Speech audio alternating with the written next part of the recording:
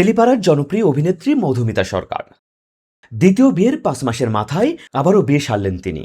খবরটি শুনে চমকে ওঠার মতোই ঘটনা, কিন্তু ঘটনাটি সত্য। তবে নতুন কোনো মানুষের সঙ্গে নয়, নিজের স্বামী দেবমাল্য চক্রবর্তীর সঙ্গেই আবারও একবার বিয়ে সারলেন এই অভিনেত্রী। কিন্তু কেন এমন কাণ্ড ঘটালেন তিনি, আসুন দেখে নিন।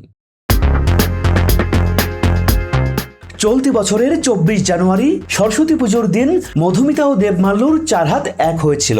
সে সময়ে পরিবার ও ঘনিষ্ঠ বন্ধুদের উপস্থিতিতে ধুমধামের সঙ্গে ৭ পাকে ঘুরেছিলেন মধুমিতা ও দেবমাল্য চক্রবর্তী। সামাজিক নিয়মের ৪ মাস সুখের সংসার করার পর এবার নিজেদের সম্পর্কে আইনি সিলমোহর দিলেন দুজনে। ৪ জুন বৃহস্পতিবার জীবনের এক নতুন অধ্যায় নথিবদ্ধ করলেন এই জুটি।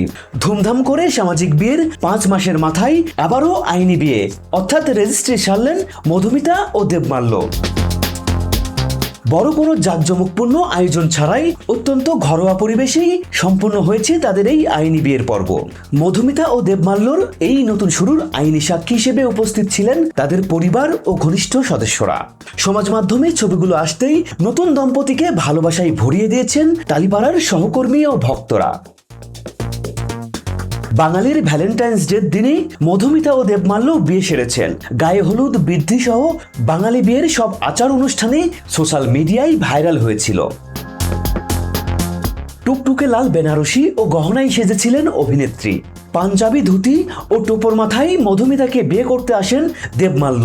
বিয়ের আসরে একটা বিশেষ আবদার ছিল মধুমিতার। দেবমাল্য যতক্ষণ না এসে পৌঁছাবে ততক্ষণ সোশ্যাল মিডিয়ায় কোনো ছবি পোস্ট করা যাবে না। অভিনেত্রীর সেই আবদারও রাখা হয়েছিল। দেবমাল্যর এটা প্রথম বিয়ে হলেও মধুমিতার এটি দ্বিতীয় বিয়ে।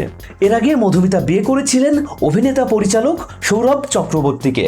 বেশ কয়েক বছর সংসারও করেছিলেন তারা। পরবর্তীতে তাদের সংসারে ভাঙন ধরে, টেকেনি তাদের দাম্পত্য। ডিভোর্সের পর ছোটবেলার বন্ধু দেবমাল্যর মধ্যেই নিজের জীবন সঙ্গী খুঁজে নেন এই অভিনেত্রী। সুব্রত বিশ্বাস, আমার টিভি।